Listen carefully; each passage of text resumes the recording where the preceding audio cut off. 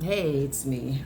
So, today I'm here to talk about letting go of the past in order to not only embrace the future, but also to embrace our present moment. I think it's so easy to get caught up in things we were told while growing up and things that we saw that we sometimes forget to stop and just take a moment to enjoy the now, right? Per se. So I recall growing up, society or maybe our parents um, gave us these labels or gave us these time frame that by a certain age, certain things should be established. So you should get married by a certain age. You should have children by a certain age. You should have a career by a certain age. You know, you should have a house by a certain age. And who came up with these rules? Who put such time frame on these sayings? So we go through life, and after a while, these things become a part of us, and we believe them, and we're fighting to accomplish one to get to the next. Then we get to the next, and then it's the next, and then it's the next. So it's a continuance of trying to get somewhere. There's never a time to stop and say, okay, wait, hold up. I'm in my job that I like, I love the career that I'm in. Let me just embrace this space. No, because you might be in that perfect career or job, and well, wait, I don't have any kids. According to society, in a year time or less, I should have had some kids. Or, a year time come, maybe you get pregnant. And you're like, all right, yes, I did it within a year, right? Oh my God, I'm not married. I have the career, I have the kids. Where's the husband, right? So now, I'm trying to beat society time frame.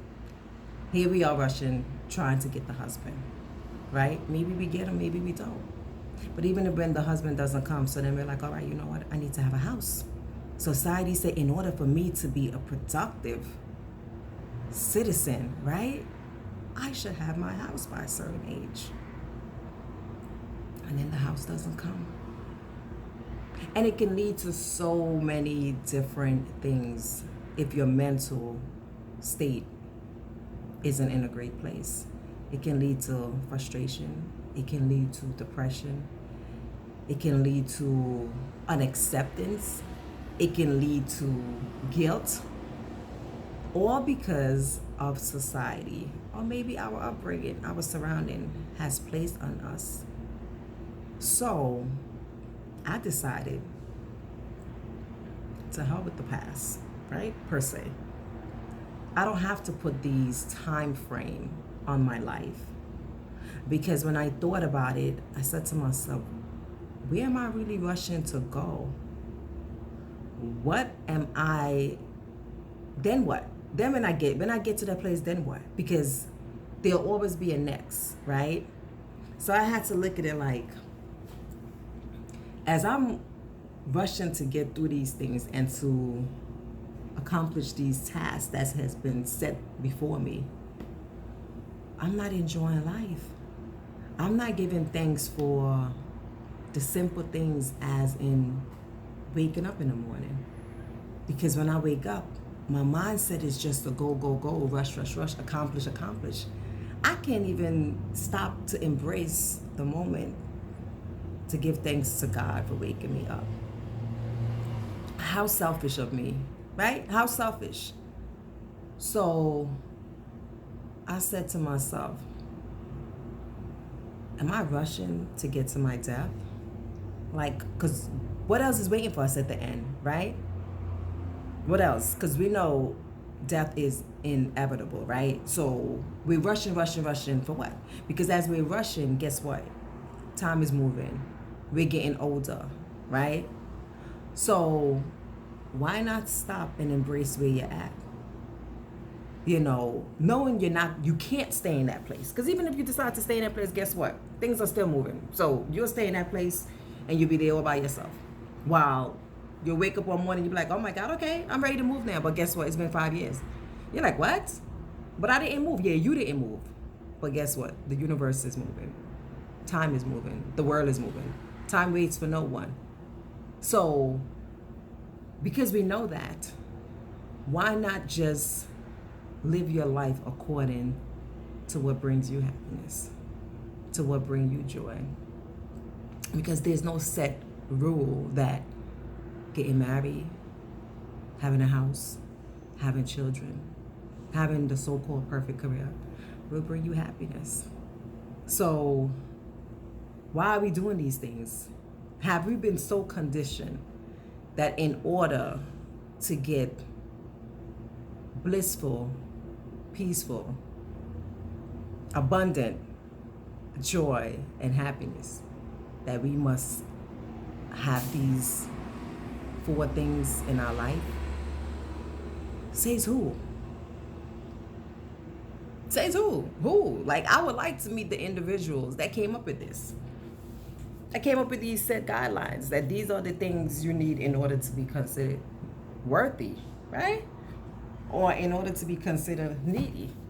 Because you'll meet people and they're like, oh, you're 35? You don't have any kids?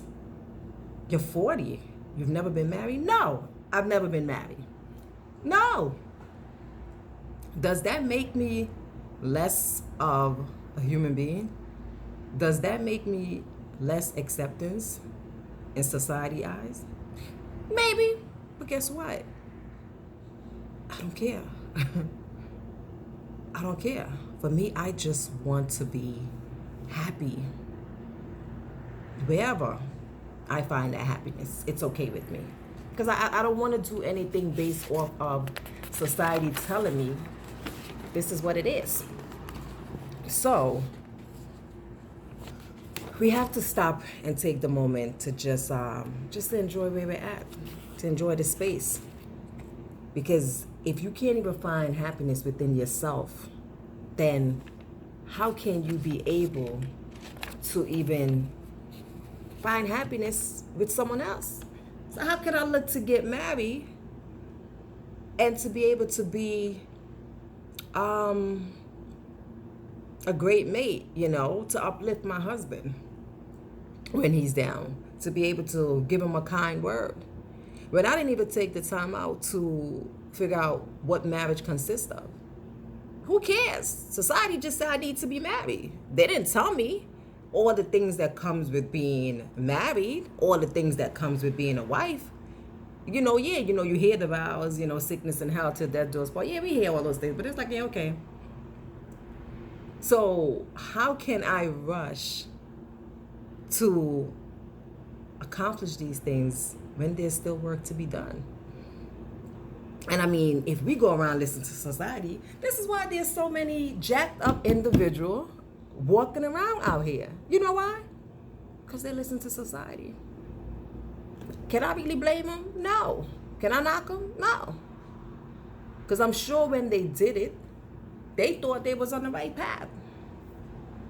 So, it's like, all right, go to school, go to college. You have to go to college. If you want a great career, you have to go to college. You have to get your associate, you have to get your bachelor, you have to get your master's.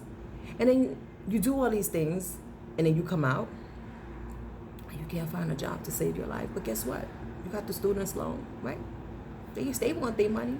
Who cares if you can't find a job? So once again, if your mental state isn't strong, you can lose your mind. Because you're like, wait a minute, but I did what society told me to do. I went to school. I got the degrees. Where's the job? Because school equal degrees equal a great paying job. But they didn't tell you about the work that you have to put in to obtain that job.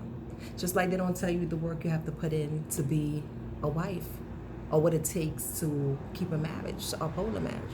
They just say you should get married. They didn't tell you when you have these kids, it's forever, right? Because they're like, oh, when they're 18, got the rules when they're 18, got the rules when they're 21. So one may think, oh, once my kid is 18, I'm good. No. It's forever. The motherhood thing is forever, right? But society don't tell you that part. Yeah, you should have a house. Yeah, you could get a house. Can you keep the house? Can you maintain a mortgage? Can you maintain the roof having a leak? Can you maintain the boiler going out? Society don't tell you that part of it. They just say you should get a house. Who cares if you keep the house? Who cares if you can maintain it? These are just the things that you should obtain by a certain age. So, I'm just here to say we have got to let go of those old ideas or those old things that were taught to us, because I would like to think in 2020 we know better. So I would like to think that if we're 30, 40, 50 and there's no kids, then guess what? It's okay. There's no husband. Guess what? It's okay. Oh my God, you're 50, you don't own your own house? It's okay. All of these things are okay. Because you know why? You're still worthy. You're still someone great. There's many other great attributes that define who you are. And it has nothing to do with whether you have children. It has nothing to do with whether you have a house, whether you have a husband, or whether you're in that so-called perfect career. You're still important. You're still needed. That's it. So, I thank God for second chances, for third chances. I thank God that I am able to get to a point in life where I realize that I was rushing for no reason. It's not a race. It's no reward for who gets there first. So, why am I rushing? I'm rushing because society told me I should rush. Now, I am done with listening to society and their set rules on my life. There's laws that society have that I do have to follow, but when it comes to my life and my happiness, I'm creating my own path. And if it consists of a husband, thank you. Amen to God, right? It consists of the children. I'm blessed. The great job, I thank God again. The house, I love it. But guess what? If those things don't come, I'm okay. I'm okay. Because life goes on. And I would like to think when God created me, my purpose was much bigger than any of those things. The reason why I'm here is much bigger than those things. So, I guess what I'm saying is that we have to let go of the past. The past that keeps us trapped in thinking that we can't do better. There is no better, that this is it. This is not it. I do not believe that God has brought us here on this earth and have kept us just for us to just be gliding through life. No. This is why I am here doing this video, because I've been procrastinating. It's been on my heart for about a good year and a half, 2 years, to just tell my stories. You know why? In hopes that my story might be able to help someone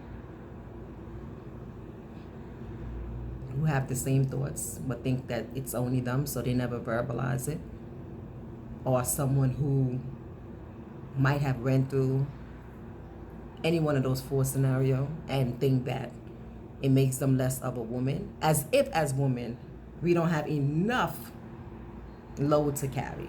We have enough load just being a woman, but now society is gonna give us extra bag. I don't want no extra bag, because guess what?